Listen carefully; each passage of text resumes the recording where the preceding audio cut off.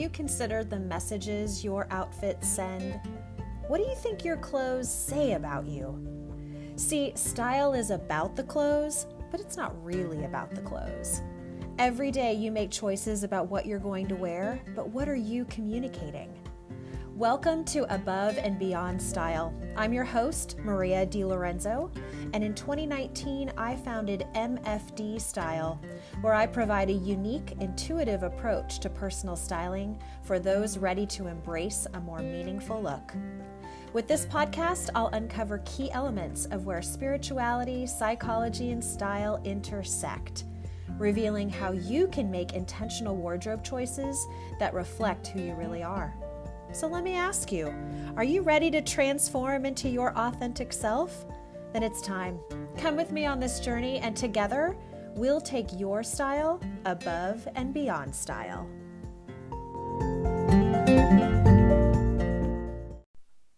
Hey everyone, welcome back to Above and Beyond Style. It's always nice to be back with you, and this week I have a topic that has been sort of percolating in my head for a while. It's one that I find myself thinking about when I'm with my clients, maybe even writing about in some of my own kind of recaps when I think about the work that I've done. It's something that I think I pay attention to when I read about fashion or see commentary about fashion. So today's topic is what I am coining the psychological game of women's sizing. And in particular, I'm going to talk about women's sizing because you will find that for men's apparel, traditionally is following a fairly standardized rubric for how clothing is sized.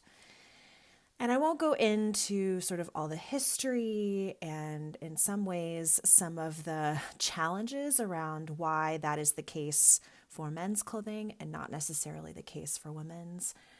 But it is a reality that I think for any woman who has shopped and knows that from vendor to merchant to retailer, there is variation in every sizing of every store, of every brand across the board. Because women's sizing has not been standardized in this industry, and it's left, I would say, a lot of women in particular feeling very frustrated, particularly because they're trying to shop and find clothing that fits, but also finding themselves making some value judgments about themselves based on the number or the size that is within the garment tag. And that's what I want to talk about today. Because I think somewhere in this conversation about sizing, we've lost the ability to really look critically at what this size on our garment tag has done to us psychologically, and I would go so far as to say spiritually as well, because it is now getting into the territory of how we feel about ourselves. Really, at the end of the day, that's what this is about. So I want to talk a little bit about what I have sort of been thinking about and also what I've noticed. And this is my own commentary. I don't mean on any level to be the expert here.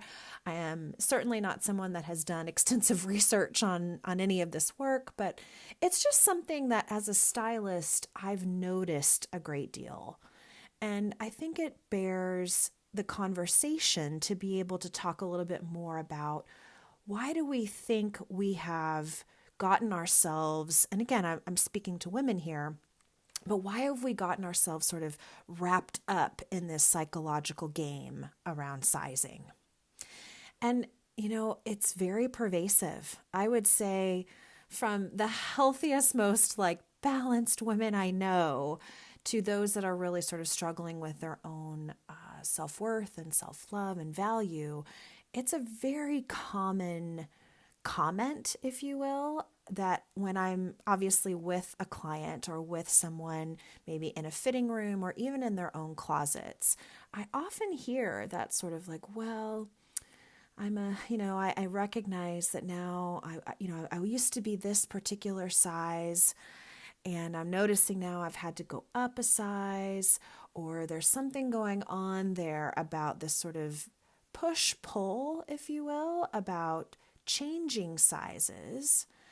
And ultimately, that there's a value judgment being placed on the smaller of the two sizes. And I think that's what this really gets to today and what I want to talk about. That at some point in the midst of all of this around women's clothing and how it got sized, and no no two brands, like if you hold up a size 6 in Madewell next to a size 6 in J. Crew, even though they're the same parent company, they aren't the same. And I think that has widely sort of messed with us when we go to shop and we find that there's not consistency across these sizes, and we're either having to go up a size or down a size depending on how this particular garment or brand fits. And somewhere in the midst of all of this, and again, I'm in my mid-40s. I'm a standard sized woman, so I'm just speaking sort of from my experience in this, that I think growing up, there was, this was the era in the late 70s, early 80s, where the thinnest, like thinking about like the Kate Moss image, right, where she was this like super thin, almost to a worrisome stance of what we equated to, like, gosh, that's what we wanted to look like, right? To be this like super duper thin. So there was this whole industry kind of built around equating small with good and larger with bad. And it's been something that I really strongly feel has been sort of imprinted on us for a very long time. And I don't even know if it was anything, I'll speak from personal experience, that I was consciously choosing or that I was really directing my attention to in a very intentional way. It was sort of just like in the ether, right? It was just sort of out there in messaging, whether it was in magazines or on television or in the movies, sort of wherever we were getting these subliminal messages about smaller is good and larger is bad.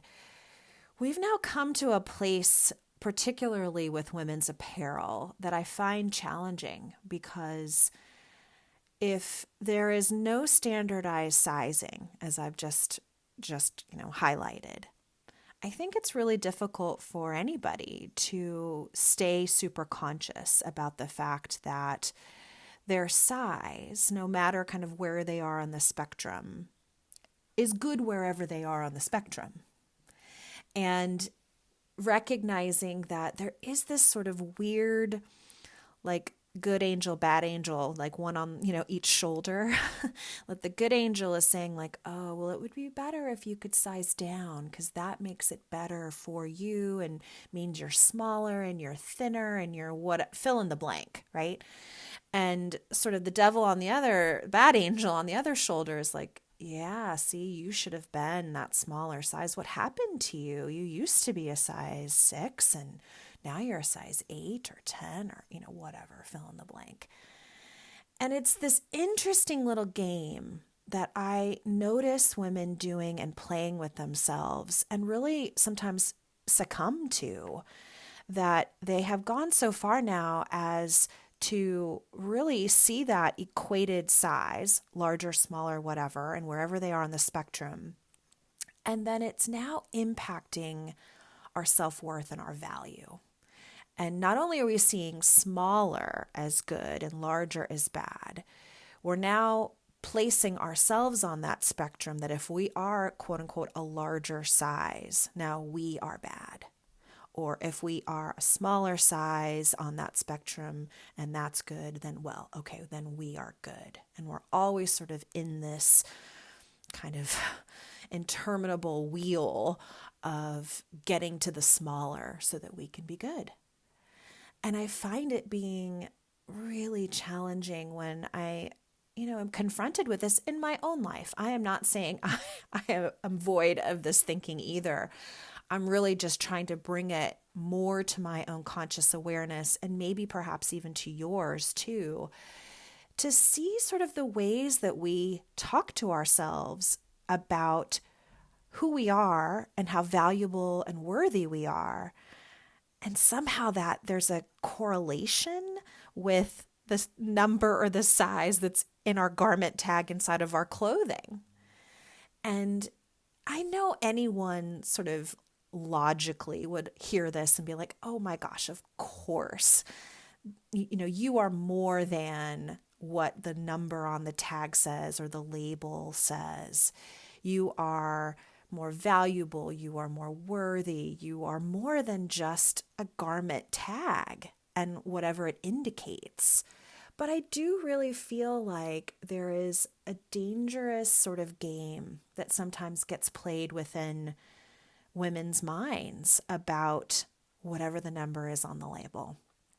And I've seen it play out with some clients and friends and family, etc., that there's this undercurrent of shame that's tied to that too, because somehow whatever the measure is that we've had in our minds about the size we wear, and perhaps we no longer wear that size because, surprise, our bodies change and evolve and move as we grow and move through life and perhaps go through perimenopause into menopause into other stages of our life, right? Like our bodies are evolving. And so perhaps to some people's surprise, then the changes in our sizing is also changing.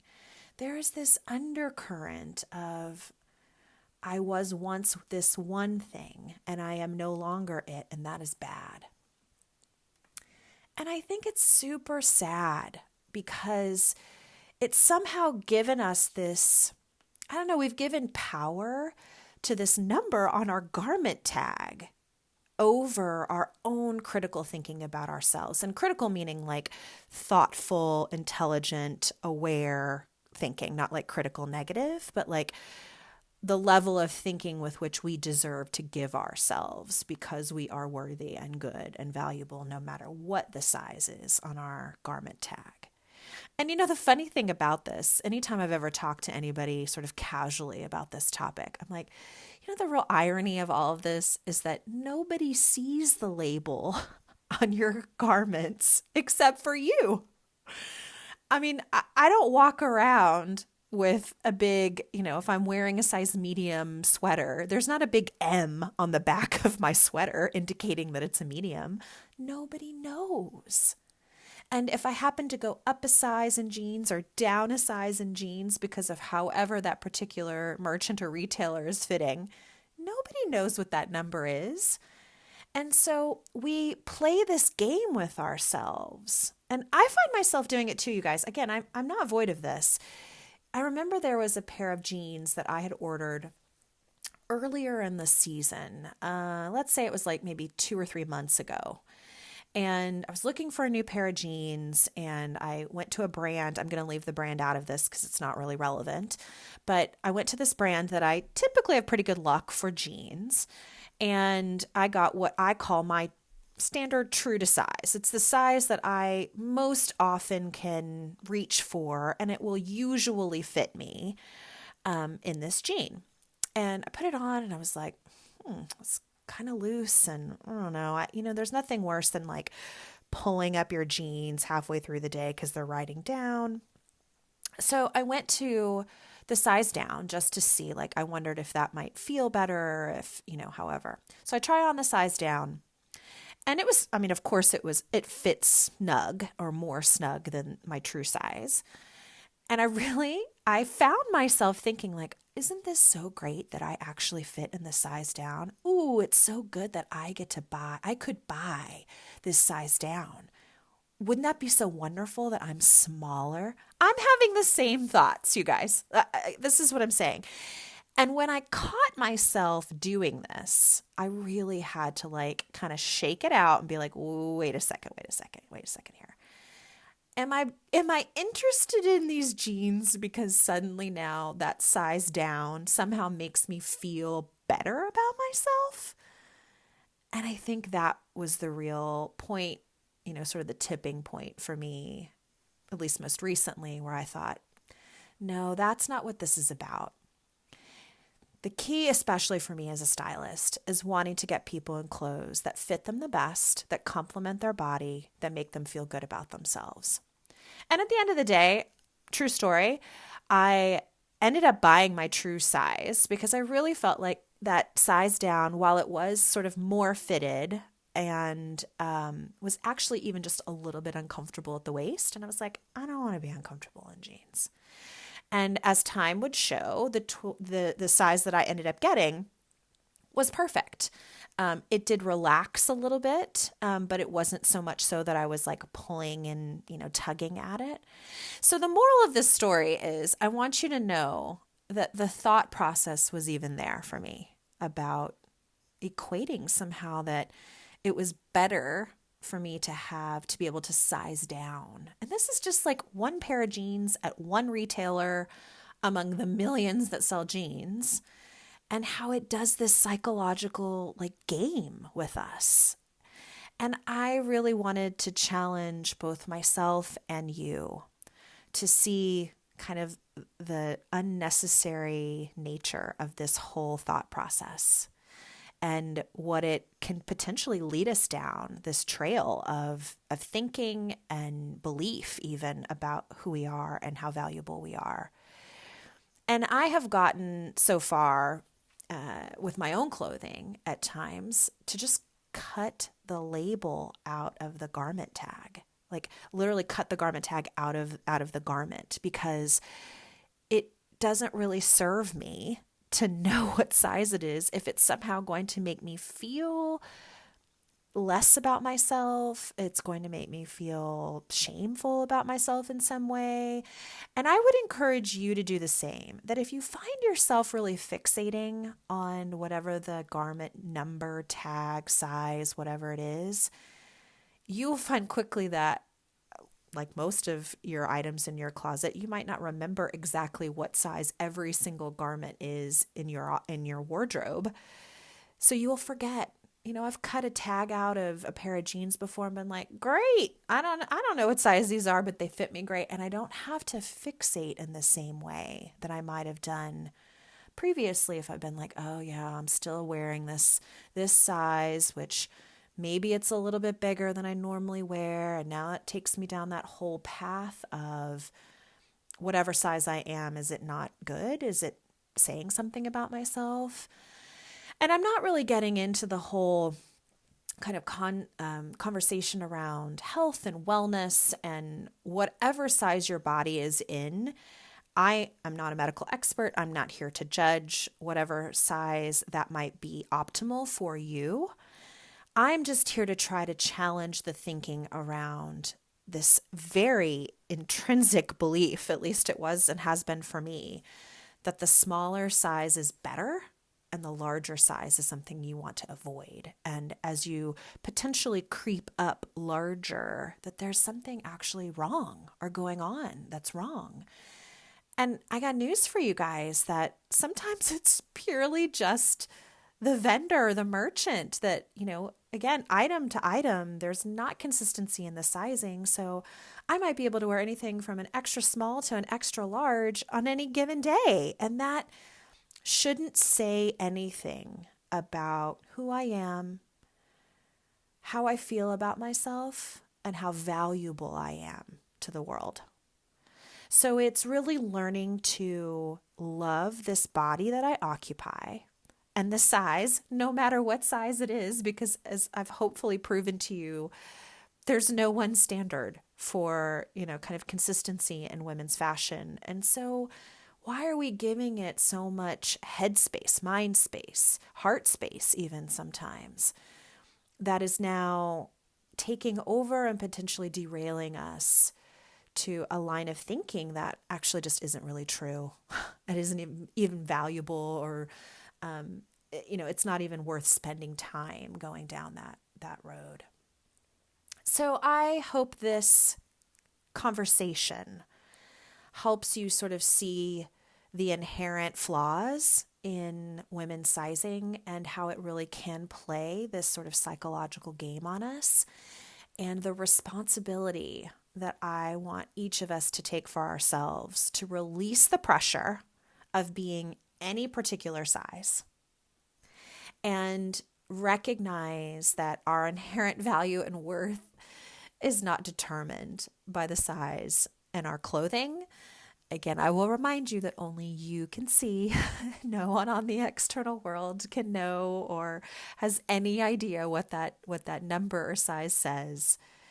To release that, to let it go, and to really start to focus on finding clothing that fits you, that celebrates the aspects of your body that you really love to celebrate the most. And ultimately, if you've learned anything in listening to these podcast episodes, it's about finding clothes that are going to make you feel your best. And only you can determine that, because there's a host of different factors and categories as to what makes you feel best.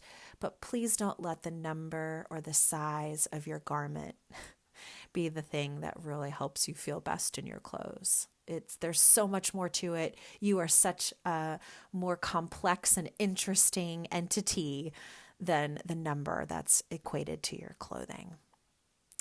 So I hope I've given you a little food for thought, and perhaps the next time you are trying on an item or even shopping for someone else and somebody's like, oh gosh, I wouldn't want to get the wrong size. I don't want them to think it's too big or too small. Let's just release that, everybody. Let's just let that go and recognize that whatever size of the garment that fits us best, if it's something we love and we enjoy wearing, is the best thing for us.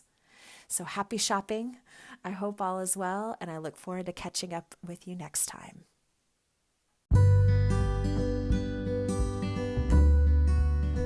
Thanks so much for listening today. If you enjoyed what you've heard, I would appreciate you taking the time to leave a review on the podcasting platform you're using, and share this episode with others who you think might really enjoy these conversations about personal style.